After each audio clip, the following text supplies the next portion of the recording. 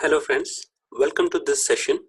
In this session we are going to talk about Amazon Athena, which is very important service in AWS. So let's get started. So what is Amazon Athena?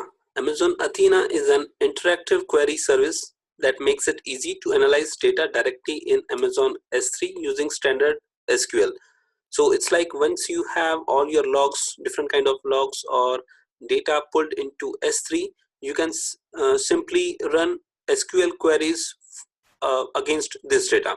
So just like SQL queries where we run select star from some table and get the data. So you can simply use these kind of queries. Athena helps you analyze unstructured, semi-structured and structured data stored in Amazon S3. It eliminates the need to set up ETL process. So extract, transform and load process, which usually is used to extract some data and is transformed in some format and then load it, and which is again queried. But here once we have the data in S3, it itself would kind of be used as data, and you can run queries against this data in S3. So it reduces that complex process.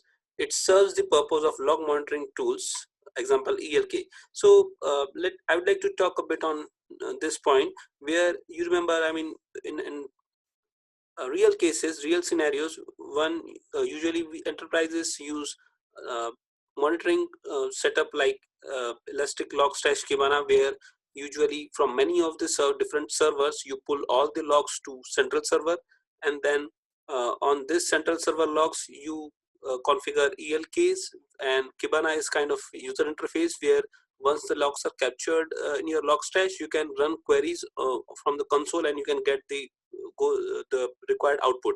So Athena reduces serves the same purpose and reduces this complex setup.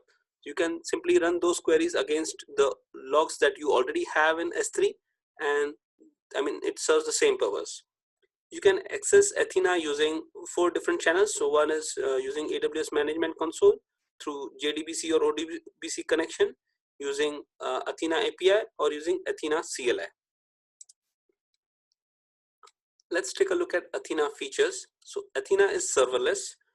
There's no infrastructure setup to be managed. So there is nothing from user side or our side that we'll have to take care of. It's completely AWS managed service. You will have to pay only for the queries you run or per terabyte of data scan. So whatever queries once you run on the S3 logs, so whatever data it fetches, whatever data your query would fetch, the time it would run and the terabyte of data that it scans, you would be kind of charged based on that. Athena scales automatically since it's AWS managed service, so you can run as many queries as you want, and that would be taken care of. It executes queries in parallel, so results are fast even with large data sets and complex queries.